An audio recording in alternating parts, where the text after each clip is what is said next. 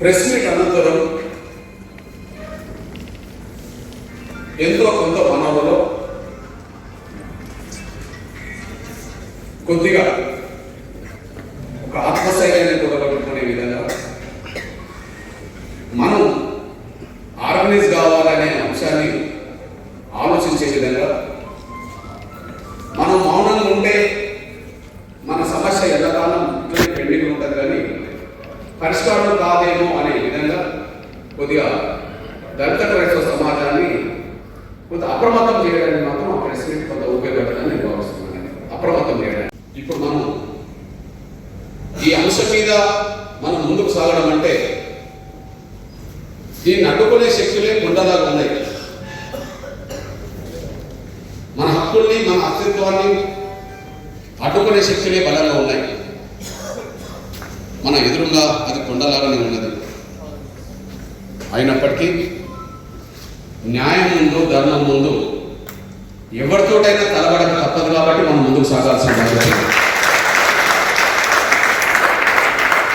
న్యాయం కోసం ధర్మం కోసం దీన్ని అడ్డుకునే శక్తులు మన వ్యతిరేక శక్తులు అది ఏ రూపంగా ఏ స్థాయిలో ఉన్నా వాళ్ళని ఎదుర్కోవడమే మన కర్తవ్యం. అది లేకపోతే మనం ముందుకు వెళ్ళలేము. మన భవిష్యత్తు ఇంకా అంధకారంలో పడుతుంది. ఈ ఒక్క విషయం కూడా మీ దృష్టికి నేను తీసుకొస్తున్నాను. ఈ విషయంలో చిన్న మాట మీకు ఇవ్వగలను. నన్ను మొదటి నుండి చూస్తున్నారు.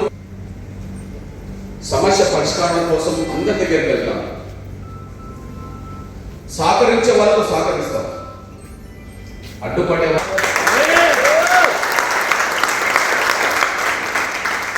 అయితే భవిష్యత్తులో నేను ఏర్పాట్లు చేయను. ఇప్పటికీ నా కండువ మారలేదు, భవిష్యత్తులో కండువ మారదు. ఓకే, ఈ విషయంలో మీ సోదరుడిగా ఈ సమస్య మీద దృష్టి పెట్టే కోణంలో ప్రస్తుతం దళిత క్రైస్తవులకు జరుగుతున్న అన్యాయాన్ని ఎదుర్కోవడానికి జరిగే ప్రయత్నంలో ఒక పాత్ర పోషిస్తాం అని అనుకుని ముందుకు సాగుతున్నాం. అదే సమయంలో ఈ దేశంలో వేల సంవత్సరాలుగా వివక్షత గురవుతున్న దళిత వర్గాల బిడ్డలు, వాళ్ళు దళితుల్లో క్రైస్తవులా, వాళ్ళు దళితుల్లో హిందువులా, వాళ్ళు దళితుల్లో సిక్కులా, వాళ్ళు దళితుల్లో బుద్ధులా, దళితులు ముస్లింలా నాకు అనవసరం. వాళ్ళు దళితులు అవుతే వాళ్ళ పక్షాన్ని నిలబడతారు. ఒక్కొక్క చోట దళితుల్లో ఉన్నప్పుడు హిందువులకు అన్యాయం జరుగుతుంది, వాళ్ళ వైపు నిలబడతారు. ఒక్కొక్క చోట దళితుల్లో ఉండబడిన బౌద్ధం నమ్ముకున్న వాళ్ళకు అవమానం జరుగుతుంది, ఇది వాళ్ళ వైపు నిలబడతారు. ఒక్కొక్క చోట దళిత ముస్లింలకు అన్యాయం జరుగుతుంది, లేదా పంజాబ్ లాంటి చోట్ల దళిత సిక్కులకు అన్యాయం జరుగుతుంది అని అనుకుంటే వాళ్ళ వైపు నిలబడతారు. ఇప్పుడు ప్రస్తుత కర్తవ్యం దళిత క్రైస్తవులకు అన్యాయం జరుగుతుంది కాబట్టి మా వైపు నిలబడతారు. నేను ముందు దళితుల్ని ఈ దేశ పురోగతిలో మేము అస్పృశ్యత గురైన వాళ్ళం, మేము దళితులం, వాళ్ళ పక్షాన్ని నిలబడడం మొదటి కర్తవ్యం. వాళ్ళు క్రీస్తుని నమ్ముకున్నారా, వాళ్ళు రాముని నమ్ముకున్నారా, వాళ్ళు ఇంకొకరు నమ్ముకున్నారా అనేది కాదు. నేను దళితుల పక్షాన్ని మాత్రం నిలబడతాను.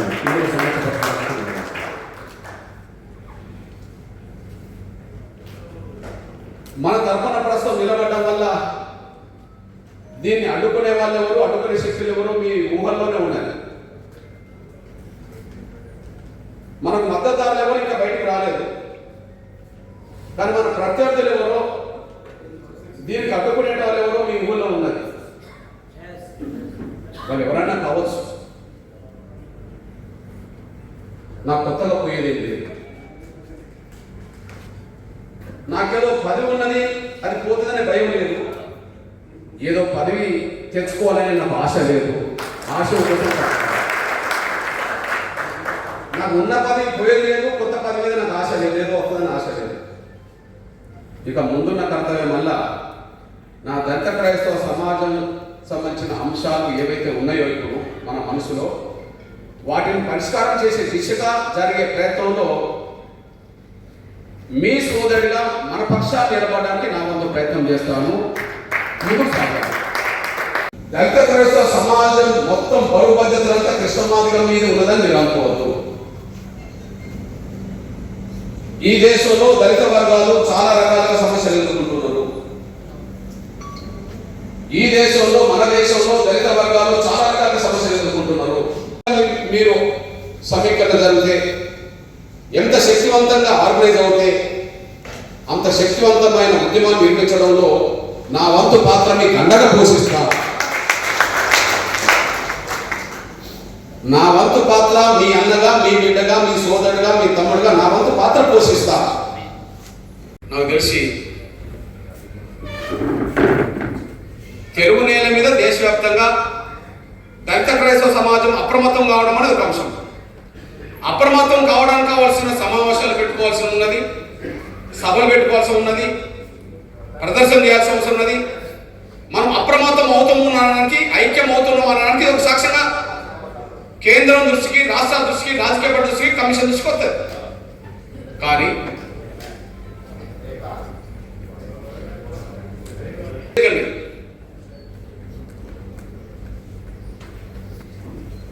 వాస్తవాలను వచ్చే విధంగా చూసుకోవాల్సిన అయితే మనం లేదు. అబద్ధాలు రాయాల్సిన అవసరం లేదు. నిజాలు రాయొద్దని మాత్రం చెప్పాల్సిన అవుతున్నది ఆయన దగ్గర. లేదేం రాయొద్దు, కమిషన్లో ఉన్నది మాత్రం రాయొద్దని చెప్పుదాం. ఎందుకంటే ఇప్పుడు చైర్మన్ దీనికి మాజీ చీఫ్ జస్టిసే కేజీ బాలకృష్ణ గారు. ఆయన మన దళితుడు. ఈ దేశంలో మొట్టమొదటి దళిత చీఫ్ జస్టిస్. రెండవ చీఫ్ జస్టిస్గా పనిచేసిన వ్యక్తి మనకు గవాయి, మహారాష్ట్ర. ఇప్పుడు ఆయన చేతికి వచ్చింది. ఇంకో 4 రోజులు నివేదిక రాబోతుంది అనుకుందాం. ఆ నివేదిక లోపు, ఆయన ఇచ్చే లోపే మనకి ఎన్ని ఆధారాలు ఉన్నాయో అన్ని ఆధారాలు మనం చేయాలి. ఒకటి, ఇది రాజ్యాంగ విరుద్ధం ఎట్లో 100కు 1000% నిరూపించడానికి మనం ప్రయత్నం చేయాలి. నిజమే, రాజ్యాంగంలో ఆర్టికల్ 25కి, 14కి, 15కి, 16కి రాష్ట్రపతి ఆర్డర్కు వైరుధ్యం ఉన్నది. ఆర్డర్ మనుధర్మం నుండి వచ్చినట్టున్నది, రాజ్యాంగం మాత్రం మానవ ధర్మం నుండి వచ్చినట్టు రాయబడ్డది. రాజ్యాంగం రాసింది అంబేద్కర్, ఆయన మానవ ధర్మానికి అనుగుణంగా రాశాడు. ఆర్డర్ వచ్చింది 50లో, అది ఆగస్టు 10న అది మనుధర్మ ఆలోచనకు అనుగుణంగా వచ్చేసింది. అంటే వీళ్ళకి మాత్రమే స్వేచ్ఛ ఉండదు. ఓసీలు క్రైస్తవులైనా, ఓసీలు ప్రపంచంలో మేధావులైనా క్రైస్తవులుగా, బీసీలైనా, ఎస్సీలైనా ఎవరికైనా స్వేచ్ఛ ఉన్నది. వాళ్ళు సామాజిక ముద్ర ఏదైతే ఉన్నదో ఆ ముద్ర అట్లనే ఉంటుంది, వాళ్ళకి పోదు. వాళ్ళకి ఈడబ్ల్యూఎస్ రిజర్వేషన్లో, బీసీ రిజర్వేషన్లో, ఎస్సీ రిజర్వేషన్లో వాళ్ళ వాట ఉన్నది, వాళ్ళకి పోదు. అదే సమయంలో మైనారిటీ కోట మీద వచ్చే అవకాశాలు వాళ్ళే. మనం ఇక్కడ ఉన్నాయి కోల్పోయినాం, కొత్తగా మనకు వచ్చింది లేదు. కానీ అక్కడ అన్ని వాళ్ళు తెచ్చుకున్నారు. వాళ్ళ సామాజిక హోదా ముద్ర బ్రాహ్మణులుగానే ఉన్నారు. వాళ్ళ ఓసీ, కమ్మ వాళ్ళు, రెడ్లు, ఇతరులు వాళ్ళ హోదా అట్లనే ఉన్నది. వాళ్ళు ఓసీ, వాళ్ళకి ఈడబ్ల్యూఎస్ రిజర్వేషన్ వర్తిస్తాయి. వాళ్ళకి మైనారిటీ కోట కింద మొత్తం మినిస్ట్రీస్ సంస్థలన్నీ వచ్చాయి. బీసీ హోదా బీసీలకు ఉన్నది, బీసీ హోదా బీసీలకు ఉన్నది. బీసీ రిజర్వేషన్లు ఉన్నాయి.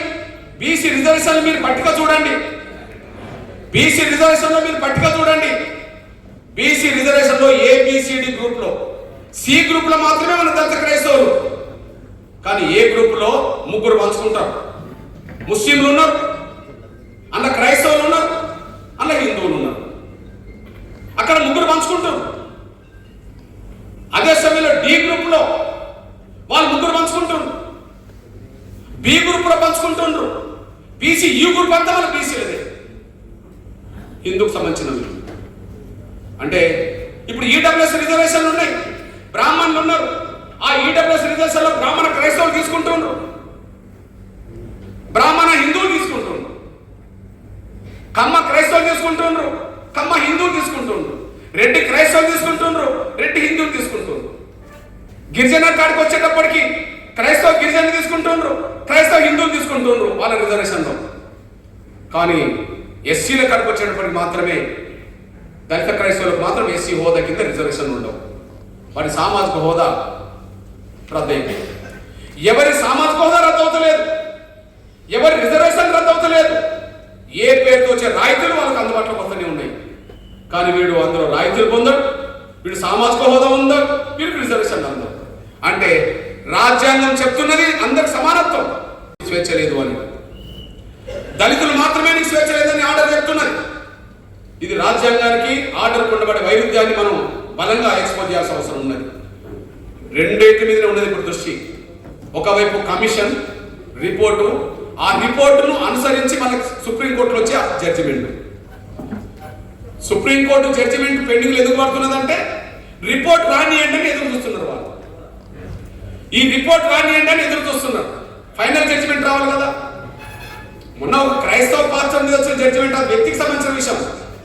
కానీ ఆర్డర్ రాజ్యాంగ విరుద్ధమా రాజ్యాంగబద్ధమా అనేది తేల్చాల్సింది ఫైనల్ జడ్జిమెంట్ ఉంది కదా. ఆ జడ్జిమెంట్ ఎందుకు పెండింగ్ లో ఉన్నది? 20 ఏళ్ల బట్టి నడుస్తున్నది. ఇప్పుడు లేటెస్ట్ గా ఈ బాలకృష్ణ కమిషన్ రిపోర్ట్ వచ్చినాక దాన్ని ముందుకు తీసుకెళ్దాం, దాన్ని ఆర్గ్యుమెంట్ పెడదామని చెప్పి ఒక జరుగుతున్నది. అంటే ముందు మనము జస్టిస్ బాలకృష్ణ నివేదికను చాలా జాగ్రత్తగా లేనిది రాయద్దు కానీ ఉన్నది మాత్రం రాయమని చెప్పడానికి మాత్రం అన్ని ప్రయత్నాలు చేయాల్సిన అవసరం ఉన్నది. అన్ని ప్రయత్నాలు చేయడానికి ఏం సమకూర్చుకోవాలని సమకూర్చాల్సిన బాధ్యత మనకు ఉన్నది. మీ అనగా మనకు చాలా కమిషన్లు మనకు అండగా నిలబడ్డాయి. నేను కొంత అధ్యయనం చేశాను. రాజ్యాంగ విరుద్ధమైన 1950 నాటి రాష్ట్రపతి ఆర్డర్ని వెంటనే రద్దు చేసేంత వరకు ఈ పోరాటాన్ని దళిత క్రైస్తవ సమాజం దేశంలో ముందుకు నడిపించాల్సిన బాధ్యత ఉన్నదని, ఆ పోరాటంలో దళిత వర్గాల బిడ్డలుగా ఖచ్చితంగా మేము ప్రధాన పాత్ర పోషిస్తామని మేము స్పష్టం చేస్తున్నాం. రాజ్యాంగం మానవతా ధర్మాన్ని ప్రదర్శించింది. ఈ దేశ పౌరులు ఎవరికైనా మత స్వేచ్ఛ ఉంది అని ఆర్టికల్ 25 చెప్పింది. ఈ దేశంలో రాజ్యాంగ పరంగా ఎవరి మీద వివక్షత ప్రదర్శించరాదని, అది కులం పేరుతో కానీ మతం పేరుతో కానీ జెండర్ పేరుతో కానీ ఎవరి పట్ల వివక్షత ప్రదర్శించరాదని చెప్పి రాజ్యాంగంలో ఆర్టికల్ 14, 15, 16 చెప్పేసి ఈ రాజ్యాంగం మానవతా ధర్మాన్ని ప్రబోధిస్తే రాజ్యాంగం నాడు అమల్లో వచ్చినాడు లేని ఈ రాష్ట్రపతి ఆర్డర్ 1950 ఆర్డర్ అది దళితులకు మాత్రమే మత స్వేచ్ఛ లేదని చెప్పి మనుధర్మాన్ని ప్రదర్శించినట్టయింది. అంబేద్కర్ రాసిన రాజ్యాంగం మానవ ధర్మంతో ముడిపడి ఉన్నది. కానీ 1950 ఆర్డర్ మాత్రం అది మనుధర్మాన్ని అమలు చేసినట్టు కనిపిస్తుంది. ఈ దేశ పౌరులంటే SC, ST, BC, minority, OC అన్ని వర్గాల ప్రజలు కలిస్తేనే భారతదేశం. మరి ఏ వర్గానికి లేని ఈ ఆంక్షలు, ఏ కులానికి లేని ఈ ఆంక్షలు, ఎస్సీలకు, బీసీలకు, ఓసీలకు లేని ఈ ఆంక్షలు కేవలం దళితులకు మాత్రమే మతం మార్చుకునే స్వేచ్ఛ లేదు. అదే సమయంలో మతం మార్చుకుంటే సామాజిక ముద్ర రద్దవుతుందని చెప్పి ఆర్డర్ పేర్కొనడం అంటే ఓసీలు మతం మార్చుకున్నా ఓసీల సామాజిక ముద్ర అలా ఉంటుంది, బీసీలు మతం మార్చుకున్నా బీసీల సామాజిక ముద్ర బీసీలుగా ఉంటుంది, ఎస్టీలు మతం మార్చుకున్నా ఎస్టీల సామాజిక ముద్ర అలా ఉంటుంది. అలా ఉండడం వల్ల వచ్చే ప్రయోజనాలు, రిజర్వేషన్లు వాళ్ళకు అందుబాటులోకి వస్తాయి. కానీ దళితులు మతం మార్చుకుంటే మాత్రం, అది క్రైస్తవ మతంలో పోతే మాత్రం దళిత ముద్ర ఉండదు, ఎస్సీ ముద్ర ఉండదు అని చెప్పి ఎస్సీ హోదానే, ఎస్సీ ముద్రనే రద్దు చేయడం అంటే కేవలం దళితులకు మాత్రమే మతం మార్చుకునే స్వేచ్ఛను ఆర్డర్ రద్దు చేసింది. అది మన ధర్మంతో ఉన్నదని కూడా స్పష్టం.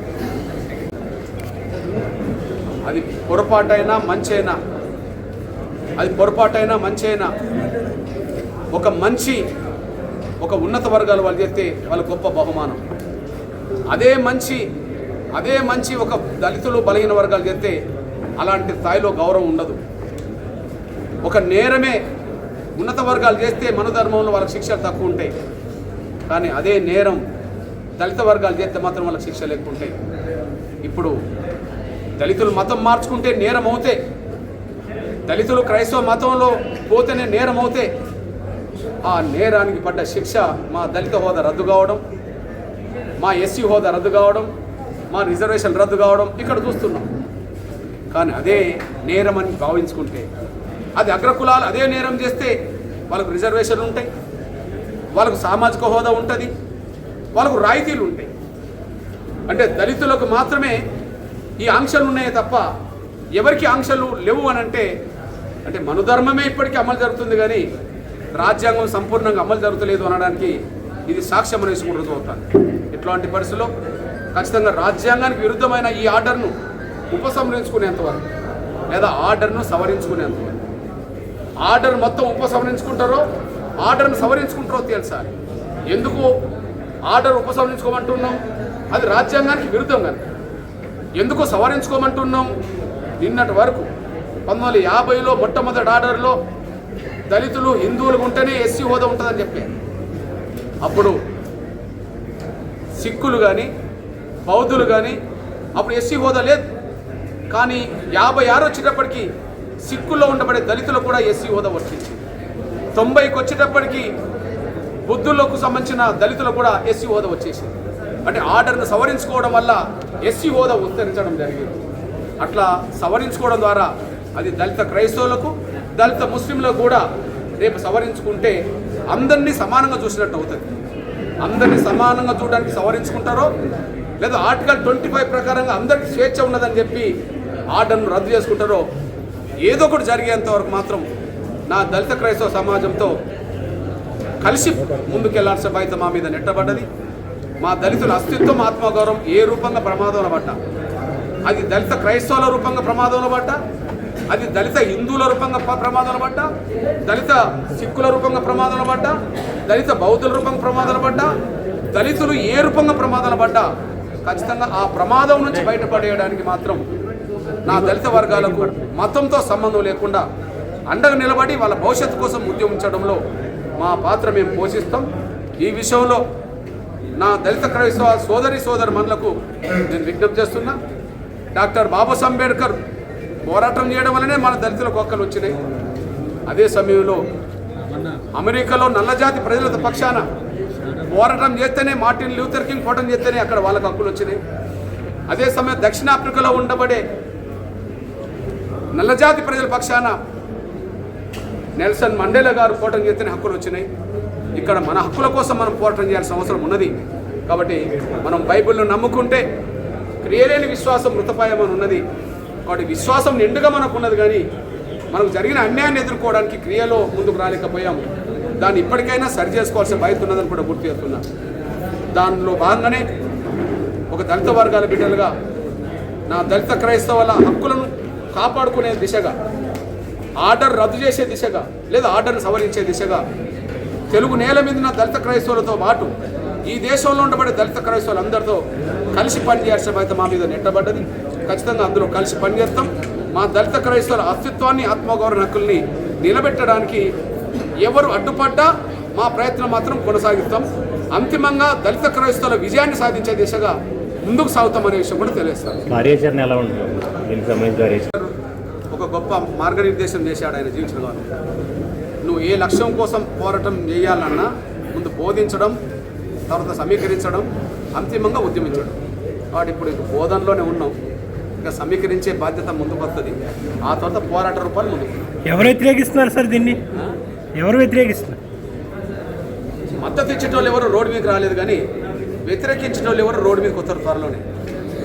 ఆ వ్యతిరేకించిన వాళ్ళు ఎవరు రోడ్డు మీదకి వచ్చినా మా దళిత క్రైస్తవుల పక్షానే మేము యుద్ధం చేస్తాం. సార్, రాజకీయ పార్టీలు ఇప్పటికైనా ఎలా కలిసి రావాలంటున్నారు? ఇప్పటివరకు నేనంటుందండి, ఎన్నికలు వచ్చినప్పుడు, ఓట్ల కోసం వచ్చినప్పుడు మమ్మల్ని తృప్తిపరిచే మాటలు, తీర్మానాలు, మేనిఫెస్టో పెట్టడం కంటే ఇప్పుడు ఈ సమయంలో మీరు మాట్లాడిన మాటలు ఒకసారి నెమరేసుకోండి. మీరు చేసిన తీర్మానాలకు ఒకసారి విలువనివ్వండి. మీరు మాట్లాడిన మాటలకు ఒకసారి నెమరేసుకోండి. మీరు చేసిన అసెంబ్లీ తీర్మానాలకు విలువనివ్వండి. అదే సమయంలో మీ మేనిఫెస్టోలను మీరు గుర్తుంచుకోండి. మీరు దళిత క్రైస్తవులకు అండగా కలిసి రండి అని చెప్పి అధికార ప్రతిపక్ష పార్టీలందరికీ విజ్ఞప్తి చేస్తున్నారు.